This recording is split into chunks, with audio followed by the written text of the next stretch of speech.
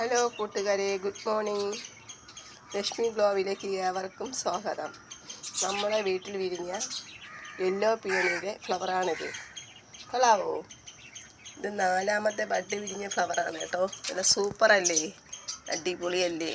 ഇത് നോക്കുക, അതിൻ്റെ ഹൈറ്റ് കാണുന്നുണ്ടോ? അടിപൊളി താമരയാണ്. നിങ്ങൾക്ക് എല്ലാവർക്കും നമ്മളെ വീഡിയോ ഇഷ്ടപ്പെടുകയാണെങ്കിൽ ഒന്ന് സബ്സ്ക്രൈബ് ചെയ്ത് തൊട്ടടുത്തുള്ള കുഞ്ഞ് ബെൽ ബട്ടൺ കൂടി ഒന്ന് ക്ലിക്ക് ചെയ്യൂ.